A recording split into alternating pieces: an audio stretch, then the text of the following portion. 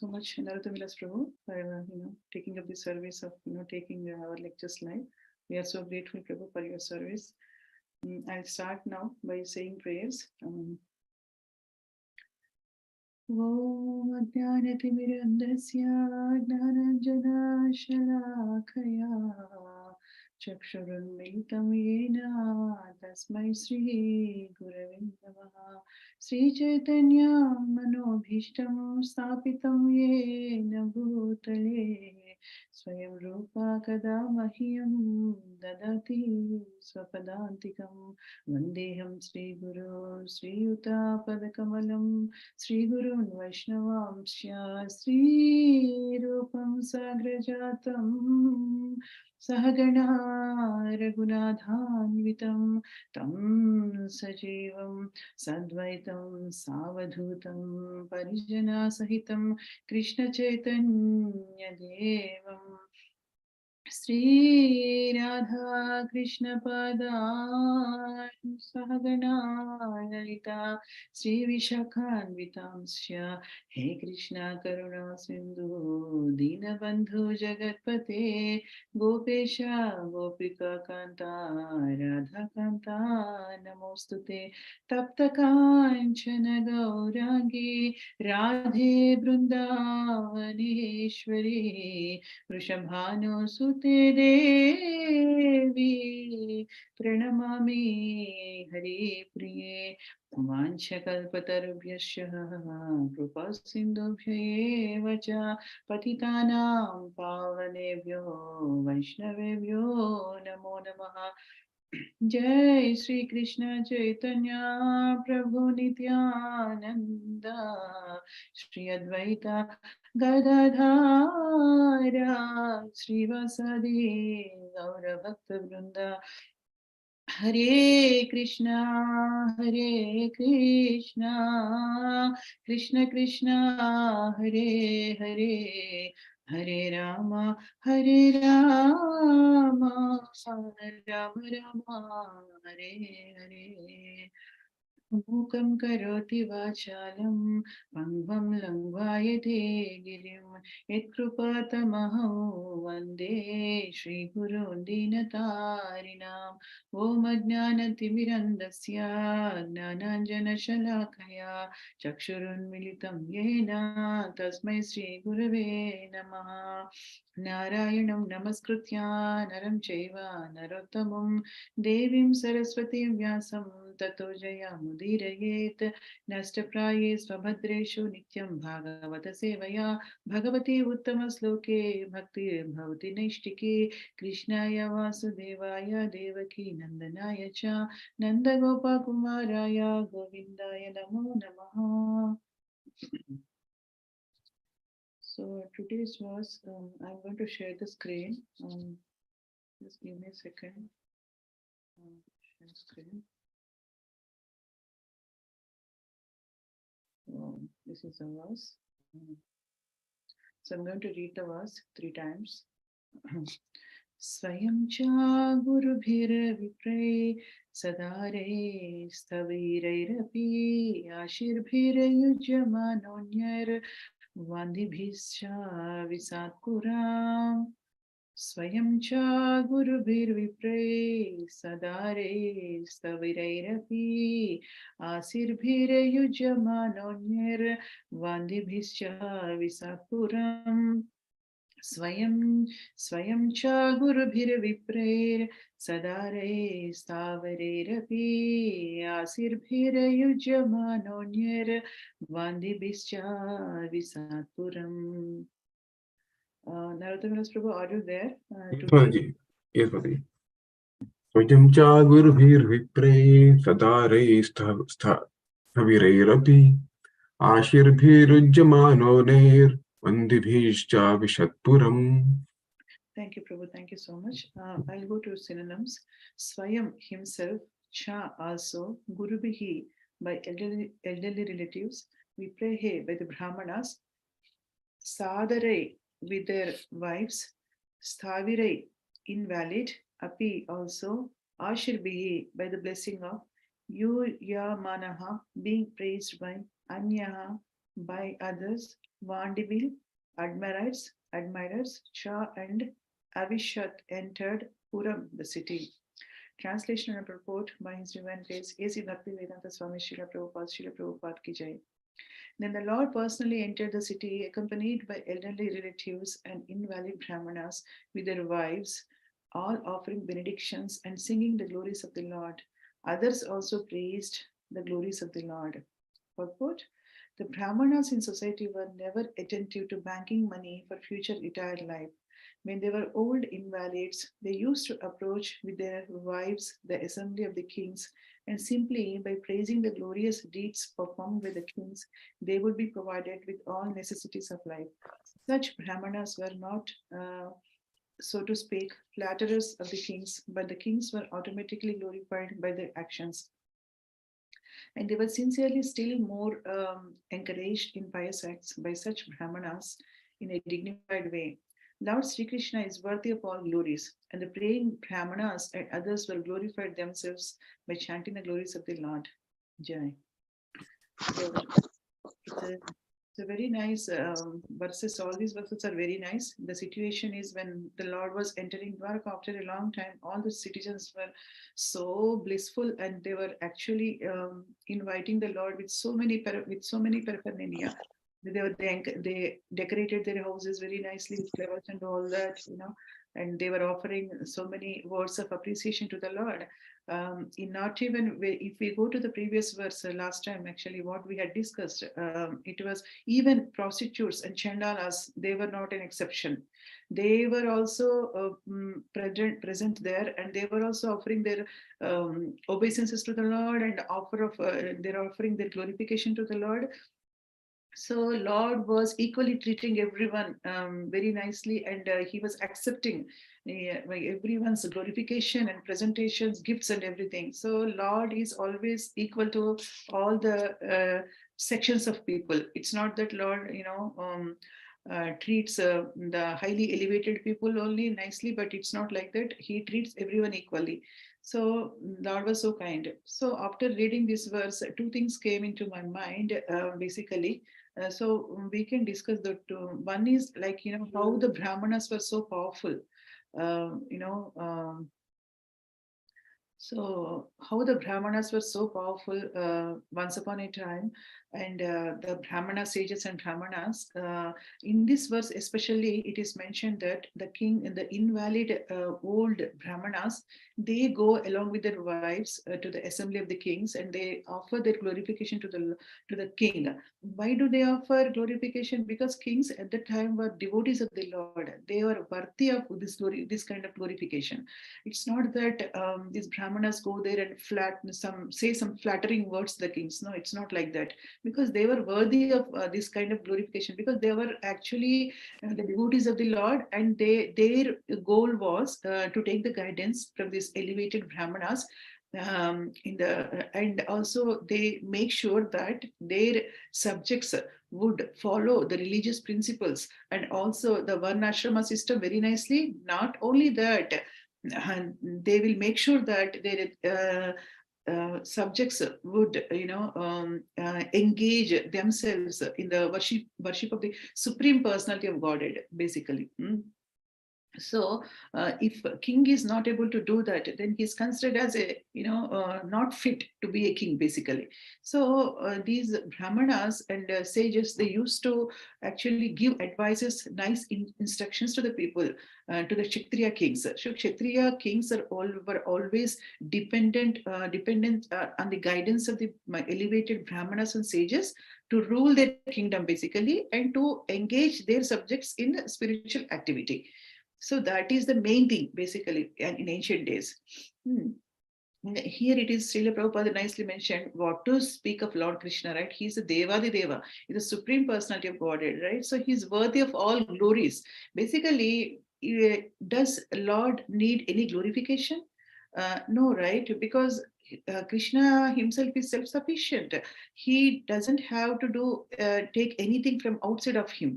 Everything is in him only. So he doesn't need any glorification. Why actually the Brahmanas and sages will glorify the Supreme Lord? Not only the Brahmanas and the sages, but all the devotees, there were so many examples, Śrimad Bhāgavatam, how the devotees, in whatever the situation they have been put, but still they are actually anxious, always have an enthusiasm to glorify the Lord. So now the theme actually of this purport, I understood that one is actually the power of the Brahmana sages. And the second one is the glorification of the Supreme Lord. So I'll go one by one depending on the time. Regarding actually by seeing how actually the Brahmana were in the previous age, like in the ancient days, is mentioned in one of the wonderful verses in Ajamila story. Where Vishnu Dutas have mentioned how a Brahmana would be. Ajamila, before his fall down, how he was basically. By this verse, we can understand how the Brahmanas were in the previous days. In the beginning, this Brahmana named Ajamila studied all the Vedic literatures. That means they do read Vedic literatures very nicely. He was a reservoir of all good character, good conduct, and good qualities. So these are the qualifications of sages and Brahmanas. Firmly established in executing all the Vedic injunctions. He was very mild and gentle, and he kept his mind and senses under control. So always senses are under control. Furthermore, he was always truthful. He knew how to chant the Vedic mantras, and he was also very pure. Ajamila was very respectful to his spiritual master, the fire god, guests, and the elderly members of his household. Indeed, he was free from false prestige. He was upright, benevolent to all living entities, and well behaved. He would never speak nonsense or envy anyone. So these are the very nice qualifications of a Brahmanas at the time. So it is natural that king take kings take their advisors, okay? And the power of Brahmana sages is such that if the king is not obedient to them, or if the king is not willing to follow the sages' instructions, and if the king is not able to engage his subjects in the spiritual life, if he is not following the religious principles, then the sages were not able to tolerate. Sometimes the sages will take a very brave step that they would even kill that king. So there is a very nice example in Śrimad Bhāgavatam. I am going to go to that, how a cruel king was ruined but just by the words of the Brahmana sages. That is the King Vena. I'm going to read. So here actually, this is a conversation between Maitreya and Vidura. The great sages headed by Bhrigu were always thinking of the welfare of the people in general. So these sages and Brahmana sages, always their work is only one thing: think of the welfare of the people. How do they engage in the how they will be able to engage the general populace in the spiritual life. When they saw that in the absence of the king Anga, there was no one to protect the interests of the people, they understood that without a ruler, the people would become independent and non-regulated. So here in the purport, Srila Prabhupada is saying that all the great sages headed by Bhrigu were always thinking of how to elevate all the people of the universe to the spiritual platform. Indeed, they advised the kings of every planet to rule the people with that ultimate goal of life in mind. The great sages used to advise the head of the state or the king, and he used to rule the populace in accordance with their instruction. So after the disappearance of King Anga, there was no one to follow the instructions of the great sages. So in that case, basically, they were looking for a king, and they made, of course, they know that King Vena is not a right person to rule the kingdom, but still, actually, they made him as a king because there was no other alternative, basically. Okay, and when we go to the 9th verse, we can. What are the feelings of sages? We can see thinking to save the state from irregularity. The sages began to consider that it was due to political crisis that they made Vena king, although he was not qualified. So Vena was not qualified to become a king, but still the sages, they didn't had any other alternative. So they made him as a king. But alas, now the people were being disturbed by the king himself. Under such circumstances, how could the people be happy? So the sages began to think within themselves, because he was born from the womb of Sunita, King Vena is by nature very mischievous. Supporting this mischievous king is exactly like maintaining a snake with milk. Now he has become a source of all difficulties. We appointed this Vena king of the state in order to give protection to the citizens, but now he has become the enemy of citizens. Despite all these discrepancies, we should at once try to pacify him. By doing so, we may not be touched by the sinful results created by him. The saintly sages continued thinking. Of course, we were completely aware of his mischievous nature, yet we nevertheless enthroned Vena. We cannot persuade King Vena to accept our advice. He will be condemned by the public and will join them. Thus, by our prowess, we shall burn him to ashes. The great sages, having thus decided, approached King Vena. Concealing their real nature, they pacified him with sweet words and then spoke as follows. So they were speaking to him they were talking very nicely, but what is the reaction of King Vena that matters to us basically? What they are saying, dear king, we have come to give you good advice. So when somebody comes, elevated persons comes and give us a good advice, we have to follow it, right? Kindly hear us with great attention. By doing so, your duration of life and your opulence, strength, and reputation will increase. See, such a good advice by the sages. Just a minute. Those who live according to religious principles and who follow them by words, mind, body, and intelligence are elevated to heavenly kingdom, which is devoid of all miseries. Being thus get rid of material influence, they achieve unlimited happiness in life. The sages continued, "O great hero, for this reason, you should not be the cause of spoiling the spiritual life of the general populace." So sages are so much concerned about the maintaining of the spiritual life of the general populace. That is the reason why they wanted a good king to rule the kingdom. If their spiritual life is spoiled because of your activities, you will certainly fall down from your opulent and royal position.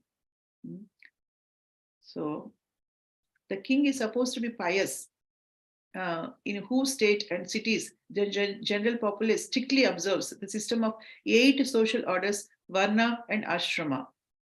So that's what they wanted. And where all citizens engage in worshipping the Supreme Personality of Godhead by their particular occupations. See, not only following the religious principles of varna and ashrama, but also it is very, very important that engaging in the worship of the Supreme Personality of Godhead.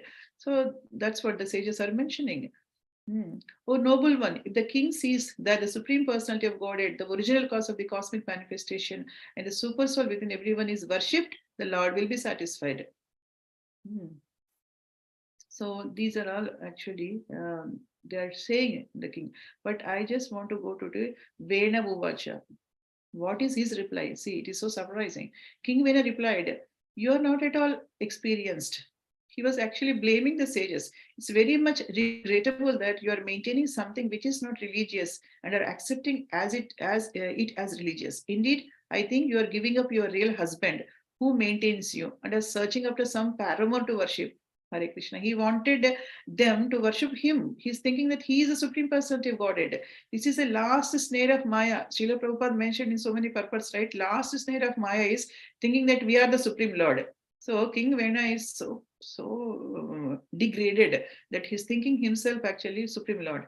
Those who out of gross ignorance do not worship the king, who is actually the Supreme Personality of Godhead. See how much ignorance he had. Experience happiness neither in this world nor in the world after death. He is so much devoted to the demigods. But who are they? Indeed, your affection for these demigods is exactly like the affection of an unchaste woman who neglects her married life and gives all attention to her paramour. Hare Krishna. So he's saying all the demigods, he's saying that all the demigods all abide in the body of the king. So he's mentioning about all demigods, Lord Vishnu, Brahma, Shiva, Indra, Vayu, Yama, all these, he's saying that, he's thinking that all abide in the body of the king. So for this reason, the king is known as the reservoir of all demigods who are simply parts and parcels of the king's body. So that is what he's thinking. So King Vena continued, for this reason, O Brahmanas, you should abandon your envy of me. And he's thinking that they're envious of him. They're correcting actually the king, but he's not able to understand. He's completely in ignorance. And by your ritualistic activity, you should worship me and offer me all paraphernalia. If you are intelligent, you should know that there is no personality superior to me who can accept the first oblations of all sacrifices. He's praising himself. Then the great sages got so much of angry, and thus the king, who became unintelligent due to his sinful life and deviation from the right path, became actually bereft of all good fortune. He could not accept the request of the great sages, which the sages put before him with great respect, and therefore he was condemned.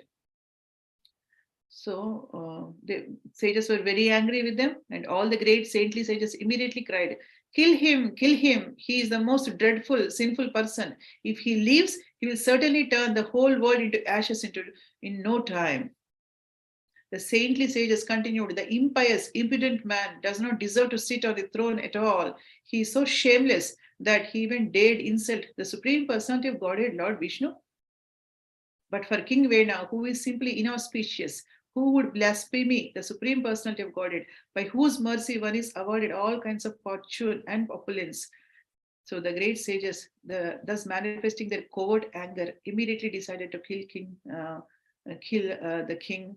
King Vena was already as good as dead due to his blasphemy against the Supreme Personality of Godhead. Thus, without using any weapons, the sages killed King Vena simply by high sounding words. So, this is the power of the Brahmana sages once upon a time.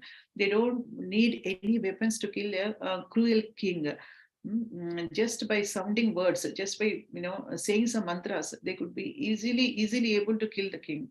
So why do they even kill the king, right? Because of his bad behavior. When king is not able to engage his in these citizens, then in the spiritual life, he is considered to be unfit to be to rule as a king. So this is the lesson we have learned from this.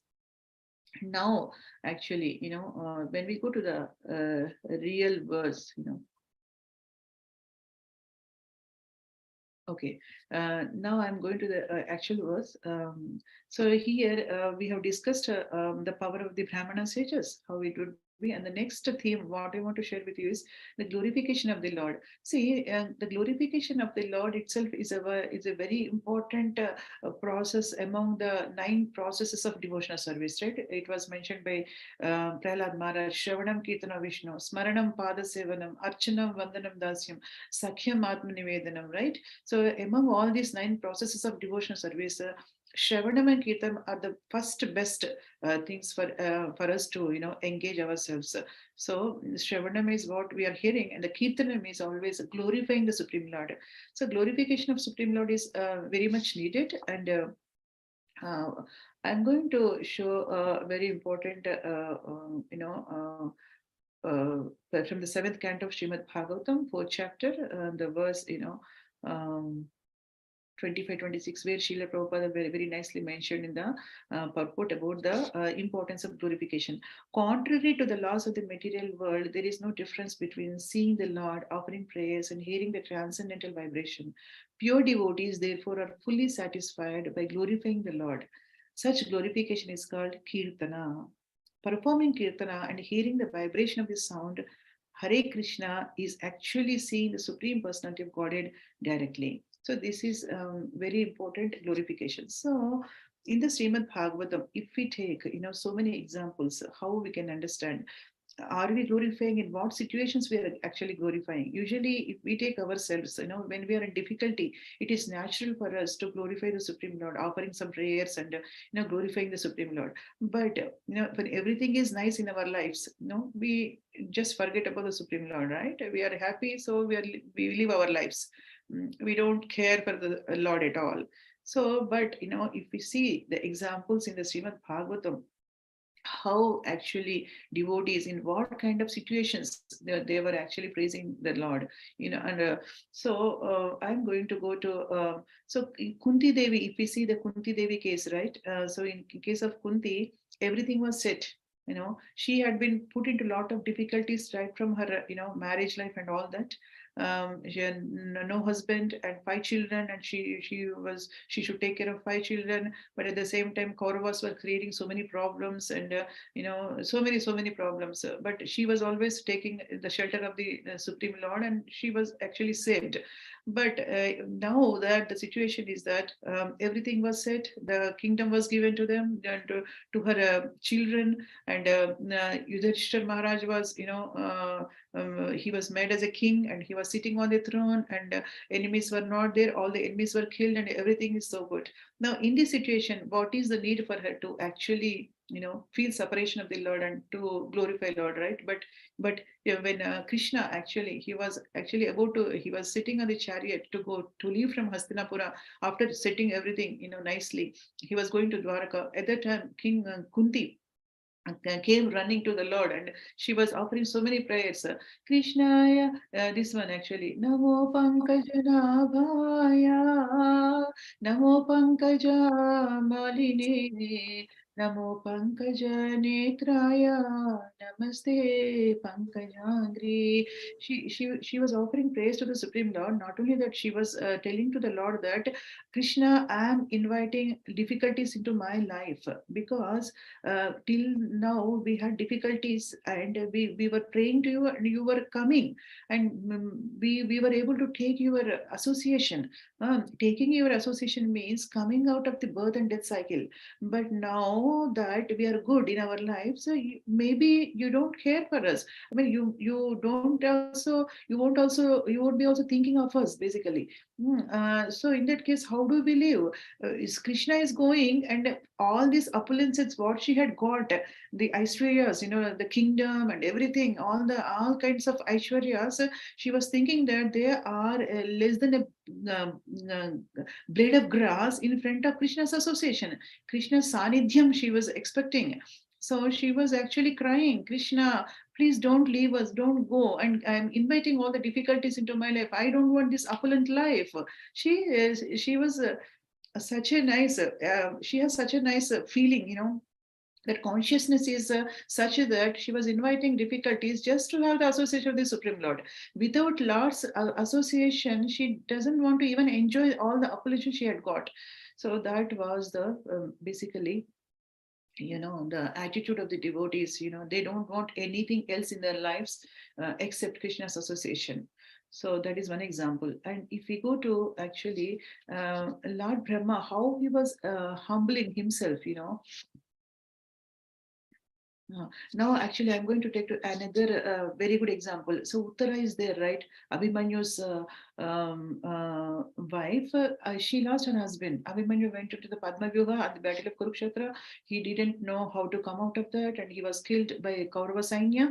And then she lost her husband. But she never questioned the Supreme Lord. She never questioned, Krishna, I am your devotee. My husband is also your devotee. And I'm a daughter-in-law of Arjuna, so why can't you protect us? Why did you take away my husband? I'm at a very young age. What did you do to me? No, when actually Parikshit Maharaj was in her womb, and Ashwadhama put a Brahmastra to kill the last descendant of Kuru dynasty. Then she ran to Krishna, same situation. Krishna was leaving to Dwaraka. She ran, coming over there. Krishna, Pahi, Pahi. See what she's saying. Pahi, Pahi, Mahayogin. Deva, Deva, Jagatpate.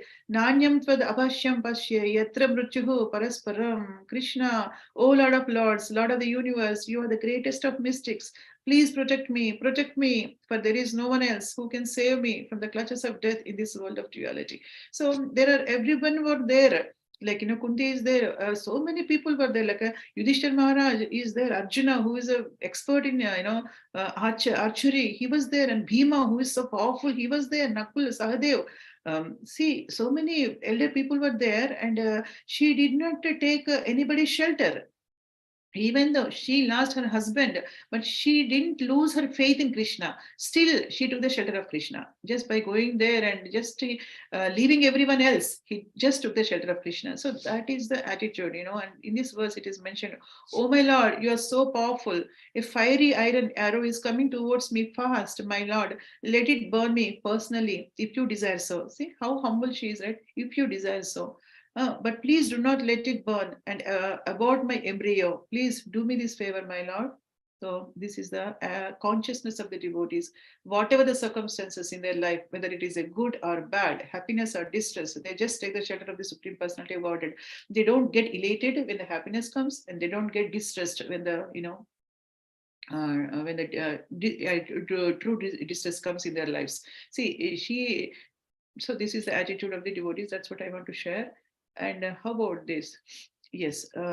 So how Lord Brahma is not an ordinary person, right? He's a greatest demigod. He's the first living entity who was created by who came from the, navel of Garbhodaka Sai Vishnu, right? So, but how he was humbling when he was arranged for the secondary creation. We all know that primary creation will be done by the Supreme Lord Himself, giving all the 24 material elements what is needed for the creation, and the second creation will be done by the Lord Brahma, right? So Lord Brahma, if we can read how he was glorifying the Supreme Lord, okay, and what is his attitude, how he was humbling, and what is his desire, what is his aspiration. We can read a little bit of verses from here. Yeah, it's going here. So Lord Brahma said, "Oh my Lord, today, after many, many years of penance, I have come to know about you. Oh, how fortunate the embodied living entities are that they're unable to know your personality. My Lord, you are the only knowable object because there is nothing supreme beyond you. If there is anything supposedly superior to you, it's not the absolute. What is the faith? You exist as a supreme by exhibiting the creative energy of matter." Okay. And then I go to number 5 verse. There are so many prayers because of the time. I am not going to all the prayers. Oh my Lord, persons who smell the aroma of your lotus feet, carried by the air of Vedic sound through the holes of the ears, accept your devotional service. For them, you are never separated from the lotus of their hearts. Then we go to the 7. O my Lord, persons who are bereft of all auspicious performance of chanting and hearing about your transcendental activities are certainly unfortunate, and we are also bereft of good sense. They engage and are also bereft of good sense. They engage in inauspicious activities, enjoying sense gratification for a little while. So all these prayers are offering, right? So previously I shared with all of you that these are for our purification. Supreme Lord does not need any glorification, but these are all for our purification. Like how we offer bhoga to the Supreme Lord, right? Because does God actually feels hungry or he wants our food? No, right? It's for our purification we are offering. So everything like that only. Mm. So 11. I'll go to the 11th verse. These are all very wonderful verses, but we didn't have time to go through all these verses. Oh my Lord, your devotees can see you through the ears by the process of bona fide hearing, and thus their hearts become cleansed, and you take your seat there. You are so merciful. So, hearing how much the effect is there for hearing. So, we are all doing that, right? We are hearing so all the lectures and all that. So, when we clean our hearts by hearing, Krishna is going to enter into our hearts. You're so merciful to your devotees that you manifest yourself in the particular eternal form of transcendence in which they always think of you. Just a minute. So I'm going to 21 verse. Very, very important verses to remember. Okay. 21, yeah. O object of my worship, I am born from the house of your lotus navel for the purpose of creating the universe by your mercy. All these planets of the universe are stationed within your transcendental abdomen while you are enjoying sleep. Now, your sleep having ended, your eyes are open like blossoming lotuses in the morning. Let the Supreme Lord be merciful towards me. See, what is his prayer? He is the one friend and soul of all living entities in the world, and he maintains all for their ultimate happiness by his 6 transcendental opulences, Aishwarya, 6 Aishwaryas. May he be merciful towards me so that I, as there before, may be empowered with the introspection to create. For I am also one of the surrendered souls who are very dear to the Lord. So he's requesting the Lord to empower him to create universes. Even though he was given that power, but still he was actually requesting and begging the Lord, saying that I am also surrendered to you, Lord Krishna. The Supreme Lord, the personality, of Godhead, is always the benefactor of the surrendered souls. His activities are always enacted through his internal potency, Rama, or the goddess of fortune. I pray only to engage in his service in the creation of the material world. And I pray that I not be materially affected by my works. See, the Brahma's prayer, this is what to speak of ourselves. He's saying, I pray only to engage in his service in the creation of material world. He's not puffed up. And I pray that I not be materially affected by my works. For thus, I may be able to give up the false prestige of being the creator. So this is the prayer of Lord Brahma, right? So he's asking, he doesn't want any false prestige, and he doesn't want to be materially affected. He doesn't want to, get puffed up with the power given by the Supreme Lord. So Lord Brahma is speaking like this, glorifying the Lord, and what to speak of ourselves, right? So this I just want to share. And in the purport, Srila Prabhupada is very nicely saying, Brahma, who is only an assistant in the modes of creation, wanted to remain in his actual position as an instrument of the Lord instead of becoming puffed up by the false prestige of thinking himself the creator. There is always a chance that, he since he's creating, he can think that he's the creator, but Brahma is not willing to do that. This is the way of becoming dear to the Supreme Lord and receiving his benediction. Foolish men want to take credit for all creations made by them, but intelligent persons know very well that not a blade of grass can move without the will of the Lord. Thus, all the credit for wonderful creations must go with him. By spiritual consciousness only can one be free from the contamination of material affection and receive the benedictions offered by the Lord. Okay. Next, I want to go to, so this I will remove. So this we are done with it. And see, I'm taking another example, a wonderful example if we take Dhruva Maharaja's mother, Suniti, she was neglected by her husband, right? So she was in a very distressed condition, but she never lost her faith in the Supreme Personality of Godhead. She never blamed, she never questioned the Supreme Personality of Godhead. And moreover, when Dhruva came, running with crying, so much of crying, and when Dhruva explained everything about her stepmother, what she had, said to him, what is she saying? By reading that, actually, how can the question is, how can these devotees keep that much of faith in the Supreme Lord, right? If a small thing happens in our lives, we just lose our faith in the Supreme Lord, right? But how can actually these devotees can keep that much faith? It's really surprising for me. So what is she saying? Suniti, she's talking about the Supreme Lord. The Supreme Personality of Godhead is so great that simply by worshipping his lotus feet, your great grandfather, Lord Brahma, acquired the necessary qualifications to create this universe.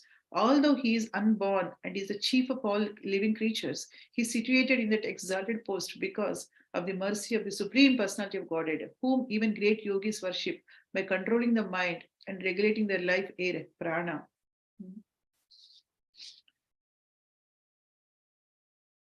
22, 23. Your grandfather, Swayambhava Manu, executed great sacrifices with the distribution of charity, and thereby, with unflinching faith and devotion, he worshipped and satisfied the Supreme Personality of Godhead. By acting in that way, he achieved the greatest success in material happiness and afterwards achieved liberation, which is impossible to obtain by worshipping the demigods. My dear boy, you should take shelter of the Supreme Personality of Godhead, who is very kind to his devotees.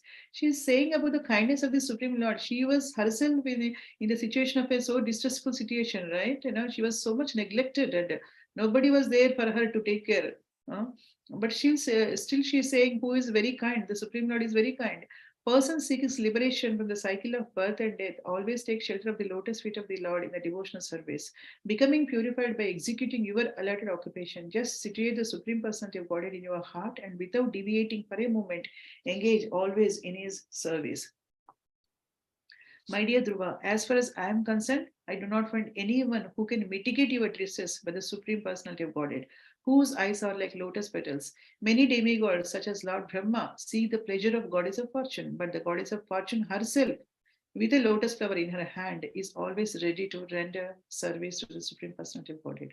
So this is the feeling, consciousness of this such a great souls like Suniti, and also as Uttara and Lord Brahma and Kunti Devi, so many devotees.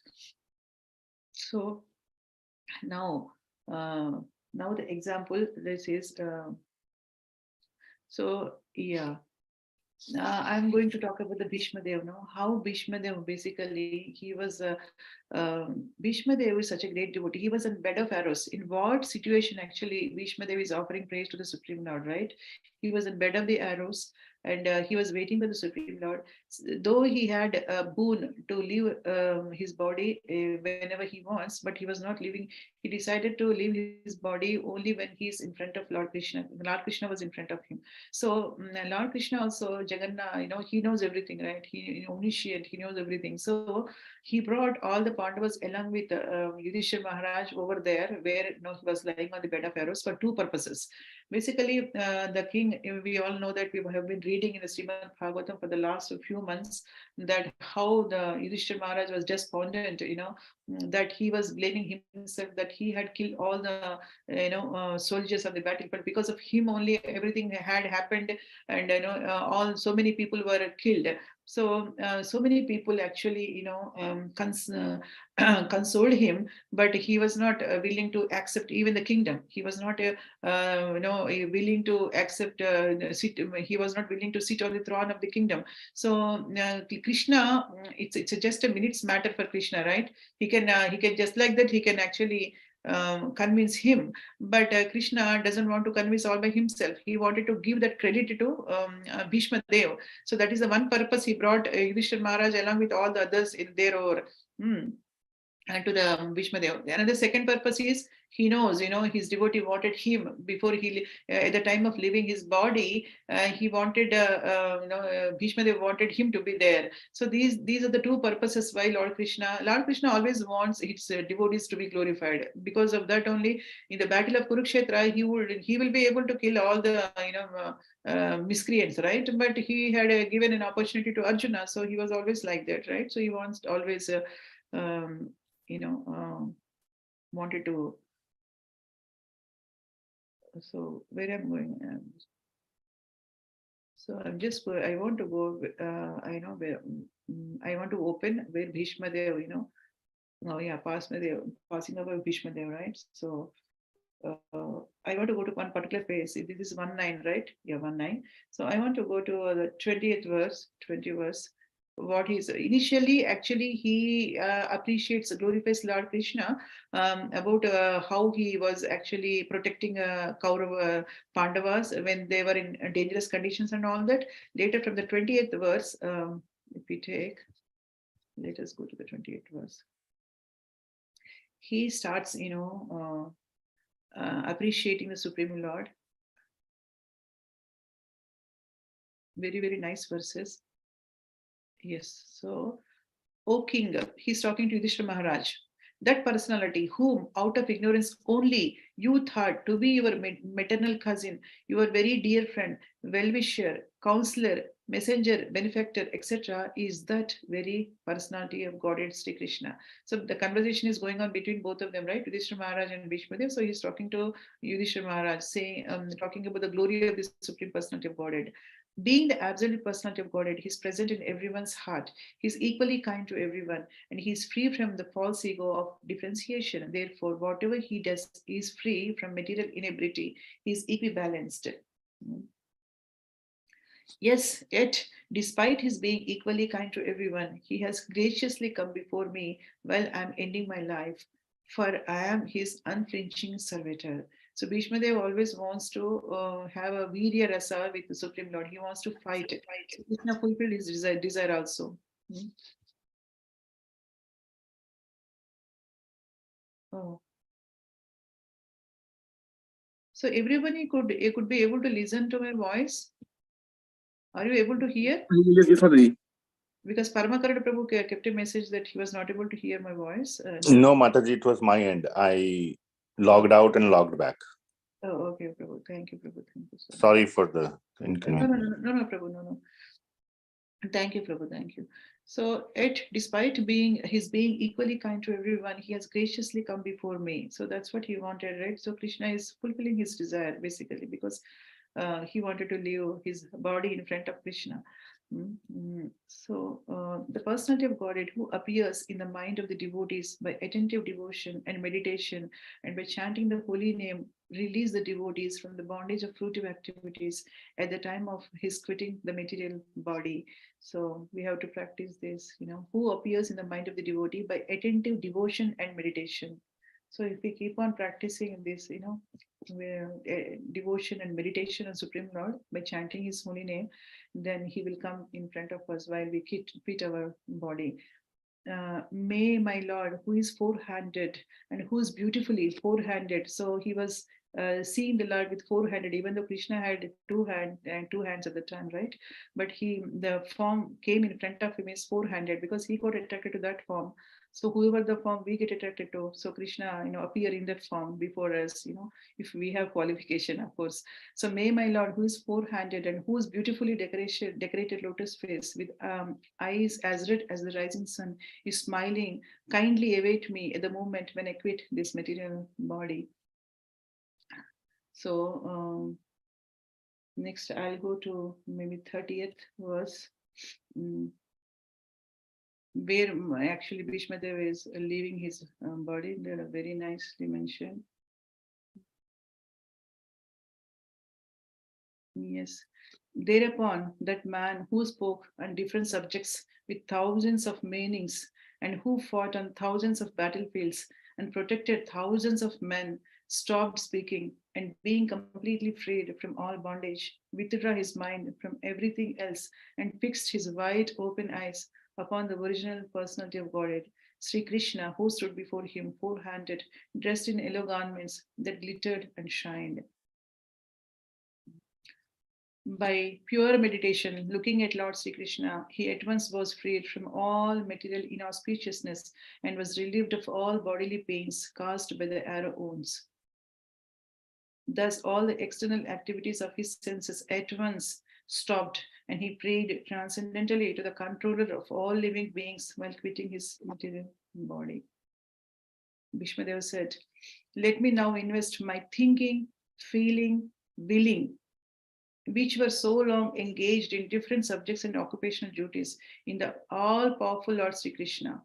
He is always self-satisfied, but sometimes, being the leader of the devotees, he enjoys transcendental pleasure by descending to the material world, although from him only the material world is created." See, he's saying, let me invest my thinking, feeling, willing. So at the time of death, it is important that all our thinking, feelings, and willings, we have to fix our mind on basically Krishna. So for that, we need lots and lots of practice. Sri Krishna is the intimate friend of Arjuna. He has appeared on this earth in his transcendental body, which resembles the bluish color of the tamala tree. His body attracts everyone in the three planetary systems, upper, middle, and lower. May his glittering yellow dress and his lotus face covered with paintings of sandalwood pulp be the object of my attraction, and may I not desire fruitive results.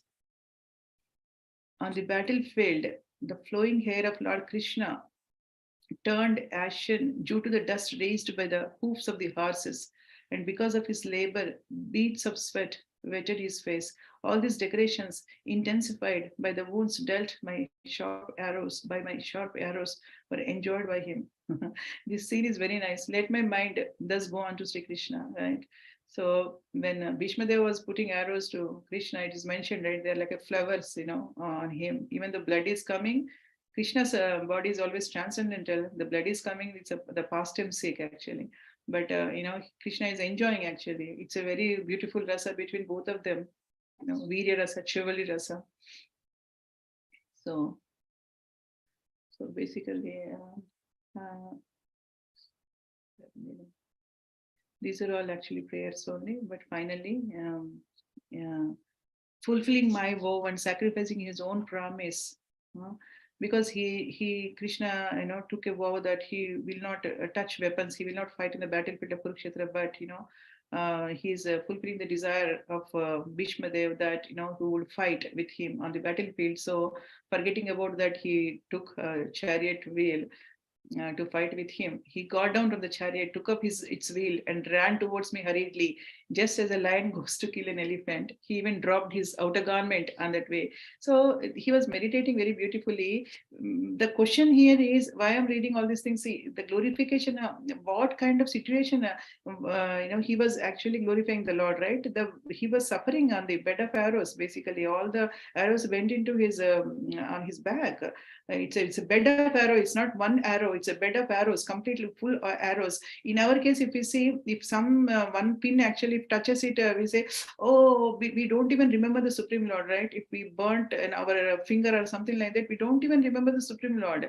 We say, oh, like that, or something like that we say, but we express our pain like that, but we don't even think of Supreme Lord. Oh, hey Krishna, do we say actually Krishna? I don't say. You might be saying, you all might be saying, but I don't say Krishna. But what kind of situation he was put in, Bhishma Dev, he's just working for the Lord.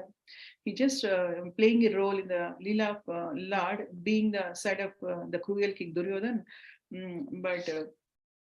So this is maybe Lord Sri Krishna, the personality of Godhead who awards salvation, be my ultimate destination. On the battlefield, he charged me as if angry because of the wounds dealt by my sharp arrows. His shield was scattered and his body was smeared with the blood due to the wounds.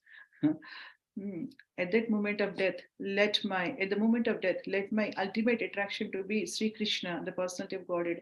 I concentrate my mind upon the chariot driver of Arjuna, who stood with a whip in his right hand and a bridle rope in his left, who was very careful to give protection to Arjuna's chariot by all means.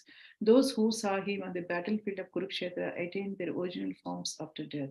So these are all prayers. So many prayers are there. I'm not going to go to all the prayers, but only thing what I wanted to share today is and also Dhruva Maharaj, but what intention actually he went to forest, right? He wanted a great kingdom, greater than his great grandfather Brahma, right? But once he has seen the Supreme Lord after his meditation and after his tapasya austerity in the Madhuvana on the advice of his spiritual master Narada Muni, he was at once changed. His heart at once changed, right? After seeing the Supreme Lord, he has forgotten about everything. All the material opulences he had forgotten, right? So he just wanted the association of the Supreme Lord. So that is the magic, once we see the Supreme Lord, we don't actually want anything else in our lives. But right now, as of now, we are not able to see the Supreme Lord. So how can we see the Supreme Lord, right? By reading Śrimad Bhāgavatam, by hearing about the glorifications, what we have read till now, right? So by hearing the glorification and offering our glorification to the Supreme Lord by reading these verses. We cannot ourselves offer a glorification to the Supreme Lord, right? Dhruva got actually the blessing of Narasimhadev to offer prayers. Prahlad Maharaj got the blessings of Narasimhadev so that he could be able to offer some prayers, and Dhruva got Lord Vishnu's mercy so that he could be able to offer some prayers. But in our case, we don't know how to even offer a glorification to the Supreme Lord, right? So in that case, what we can do is we can just read. There were as I have mentioned, Kunti Devi's prayers are there. Dhruva Maharaj prayers, Prahlad Maharaj prayers, Lord Brahma's prayers. What we have read now. So many prayers. Prithu Maharaj were also praying actually, importance of glorification is mentioned even in the Prithu Maharaj verses. No, I'm not going to go there. It's already 8:55, but I have noted down actually. Importance of glorification of Supreme Lord is mentioned in Prithu Maharaj in the 4:20, 24, 25, 26, 27, 28. So those verses are mentioning about the Lord's glorification. So many verses and so many devotees in the Śrimad Bhāgavatam are offering prayers to Supreme Lord. So by reading them, once in a while, we can also offer our prayers to the Supreme Lord. So I just want to go, if you kindly permits, I just want to go to the I just want to see what did I noted on Prithu Maharajas. I just give me 1 minute. I just go there and see those verses and we can end the call. So 4, because just definitely I must have liked it. So I must have noted it. 4:20. 4:20. 4:20. 24. Okay. Just 2-3 verses are there. We will read that. So Dhruva Maharaj prayer says, not Prudu Maharaj actually. My dear Lord, I therefore do not wish to have the benediction of merging into your existence, a benediction in which there is no existence of nectarian beverage of your lotus feet. So no Brahma realization, no merging into the Lord. I want the benediction of at least 1 million years, for thus I may be able to hear about the glories of your lotus feet from the mouths of your pure devotees. See, what is the importance of glorification, right? So our theme today is the power of Brahmanas that we discussed, and the glorification, the second one. So he's saying he wanted actually at least 1 million years, so that he could hear the glories of the lotus feet of the Supreme Lord. So such is the importance of glorification. And 25. My dear Lord, you are glorified by the selected verses uttered by great personalities. Such glorification of your lotus feet is just like saffron particles. When the transcendental vibration from the mouths of great devotees carries the aroma of saffron dust of your lotus feet, the forgetful living entity gradually remembers his eternal relationship with you. Oh, wow. Very nice. Devotees thus gradually come to the right conclusion about the value of life. My dear Lord, I therefore do not need any other benediction but the opportunity to hear from the mouth of your pure devotee. Such a glorification, the important verses actually. Thank God I didn't miss it, because this verses purely talks about the glorification of the Supreme Lord and hearing of the Supreme Lord. My dear highly glorified Lord, if one in the association of pure devotees hears even once the glories of your activities, he does not, unless he is nothing but an animal, give up the association of devotees, for no intelligent person would be so careless as to leave their association. The perfection of chanting and hearing about your glories was accepted even by the goddess of fortune, who desired to hear of your unlimited activities and transcendental glories. Just two more verses.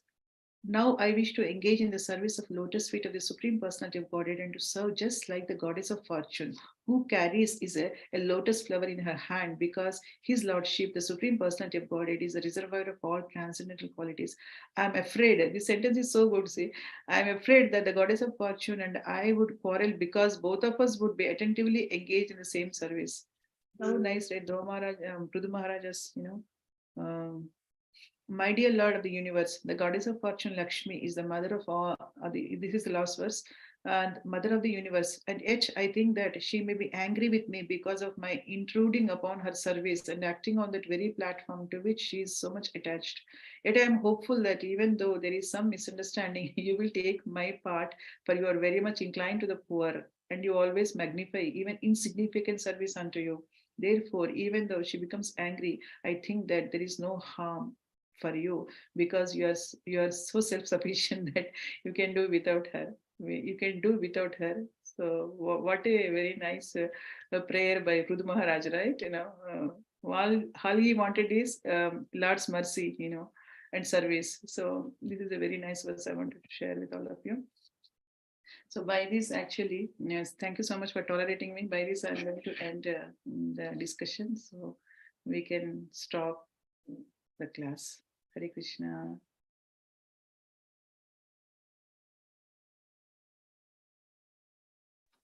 Thank you, Mataji. Thank you so much for the beautiful class, Mataji. You have so many. Thank you so much for talking about the glories of the Brahmanas, and as well as touching so many wide range of glorification by devotees for Krishna, for the Lord. I think you touched upon Lord Brahma's prayers, Mother Kunti's prayers, then Dhruva Maharaj's prayers, Mataji, if I'm not wrong. So you talked about Suniti, Dr. Bhishma Dev, so many wonderful prayers. Thank you so much, Mataji, for taking those particular choice, Uttama Shloka, taking those choice prayers and and enlightening us. Thank you so much. Hare Krishna. Thank you so much. Same here, Mataji. Very nicely selected verses. I really liked to hear all of them, especially in your sweet voice. Very, very nice singing. Sometime I'm thinking you can maybe teach us how to sing the various verses. Prabhu, thank you. You are very humble, Prabhuji. Thank you so much, Prabhu. You are such a senior devotee. You are all, Naratamilas Prabhu, you are such a senior devotees, and you are just, whatever you speak, I take it as a blessing, Prabhuji. So thank you so much for all your blessings and kind words, Prabhu. I'm not that efficient, Prabhu. I have to learn so many things from you all, basically. So please forgive me if I have done anything wrong in my presenting this slokas, Prabhu. Thank you, Prabhu. Thank you so much. Hare Krishna.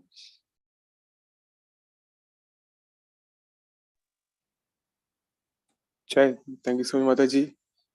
So, are there any questions by anyone? I don't have. Okay. So, thank you so much, Mataji.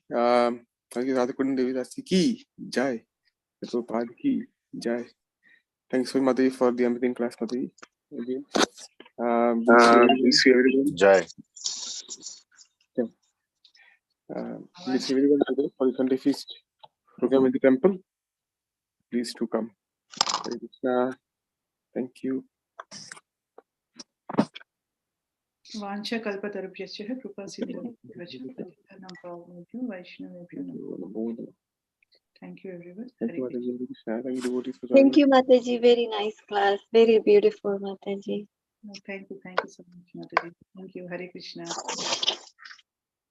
Krishna.